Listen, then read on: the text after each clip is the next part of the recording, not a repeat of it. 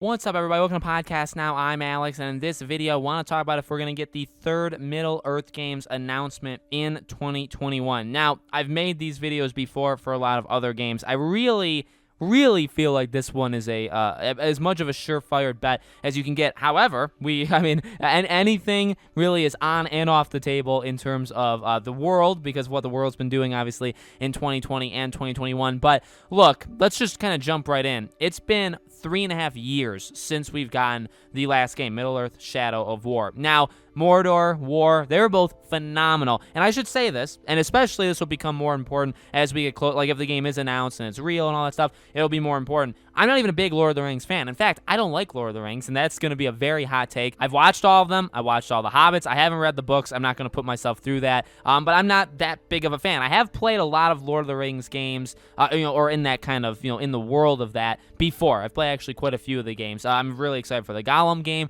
all of that stuff, okay? And these two games, to me, really sum up that you don't even need to like this franchise in general to like these games. I think these are just really good games. Obviously, Shadow of Mordor is a very special game. You'd be coming up with the Nemesis system, right? So I want to talk about why I think it's likely, what Monolith could have been up to over the last several years in this video. Really quickly, before I get too far in, make sure as always you guys are subscribed. Make sure you guys have the bell icon turned on so you guys know when all these videos go up. And also, if you want to follow our Twitch account, the link for that will be in the description below. We try to live stream over there once or twice a week, okay? So like I said, I really do think this is pretty likely. Monolith has been, well, let me say this. I think it's likely that Monolith announces a new game this year. The idea of it being the third of this trilogy sounds right.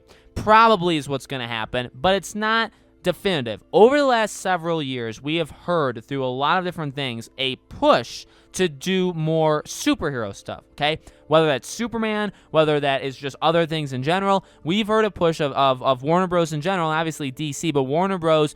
Pushing to do more of the superhero games. Now, we've gotten next to nothing. We're getting Gotham Knights, we're getting Suicide Squad, Kill the Justice League, and that's it. Up until right now, and obviously, I guess the second game that Warner Bros. Montreal is making is also a superhero game, right? But that's all we're doing. And there has been a lot of talks of a Superman game being in development. Okay, a lot of people have said that in the past. Whether it's true or not, that's completely up to you. There have been job postings for Monolith that you could twist to make sound like it's a Superman game.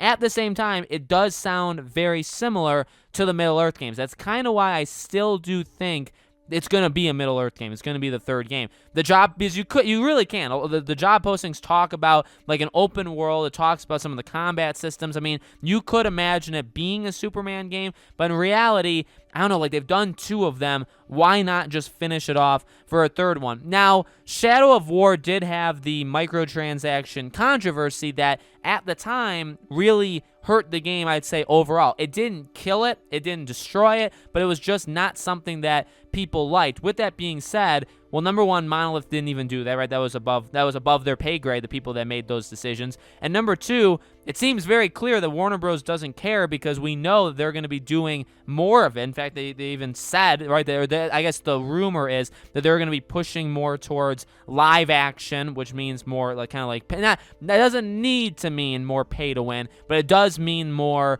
kind of the bad microtransactions that we've seen in the past. Kind of just means like that is the new norm going forward, which makes me worried about Gotham Knights, which makes me worried about Suicide Squad, which makes me worried about Hogwarts Legacy, and honestly, it makes me worried about any games that aren't announced yet, which would include this one. But still, 3.5 years. We're approaching 4 years. It came out, I believe, October 2017. 3 years, and this is important, 3 years after the first game. So it only took them 3 years to make this one, and now it's taking them at least, because you got to imagine, even if they announce the game, even if it comes out this year, it would be 4 years. Now, I really see two things happening. Either, number one, there is a third Middle-earth game happening. They'll announce it this year, probably if they do like an E3 thing. Because if you think about it, now they're really starting to assemble a lot of games that aren't like others, like Gotham Knights and Hogwarts Legacy, or say even like Suicide Squad, right? Obviously, they announced those two, the DC ones, at DC Fandom, but they couldn't announce Hogwarts Legacy there because it has nothing to do with it. They had to announce that in September, right? But you could think about it as, why did they announce Hogwarts Legacy when that game was going to come out, say, late 2021, but they didn't announce this game? And they didn't announce Injustice 3 even, right? So maybe this game actually isn't coming out this year. Maybe it's coming out next year, like late 2022, which could mean a couple things. Number one, it still is a Middle-earth game. It's just so ambitious, so big. Maybe there were problems with it as well, but maybe going the more positive route, right? Maybe so many good things are happening with this game, they need more time. Okay, so it's going to take them, it's going to end up taking them 5 years in all, which would result in maybe normally them not even announcing it this year, but maybe they'll announce it anyway just to kind of get people excited about it, okay? So they could do that. Another thing that could happen is they could announce it this year or not. Maybe they can announce it next year, and it really is a brand new game. What could have happened, this is just a theory that I'm just throwing out there, and it could, again, it could have happened, it could not have happened. Maybe they were working on a third Middle-earth game, and to be honest with you, I don't see how, under any circumstances, they didn't initially go towards the third game after the second game. Okay, they made 2 games. I really think what they tried first to do is to make this third game. Either they still are, and I mean, that's going to be their final product going forward, or maybe they got pulled off of it and were put on a superhero game, like say Superman, just kind of like as an example. It doesn't have to be Superman. And that sounds kind of crazy, but if you think about it, it's exactly what happened with Warner Bros. Montreal. Warner Bros. Montreal had several canceled games, at least 1, if not 2 or 3, okay? They had a couple canceled games. They were working on the Damian Wayne game, okay? Basically the Batman Beyond after Arkham Knight, but in that time period, right? That's what they were working on.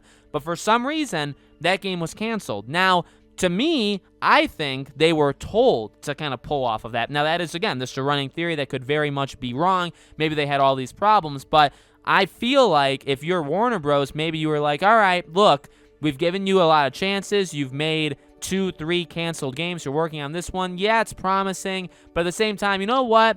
We see these co-op games gaining some steam. You want to make that and going towards that. Now, Warner Bros. Montreal can make up whatever excuse that they want of what the actual history of their studio is. I think a lot of that is lying because they don't even mention multiple canceled games that we know actually did happen. Okay, so if you're not going to be honest with that, but you're going to say, like, this was always the intent to do this, I'm just not going to believe you, right? Now, again, like, why am I talking so much about that? Well, Monolith could have done the same thing. They made 2 games. They could have been making a third one, and Warner Bros. Could have said, you know what?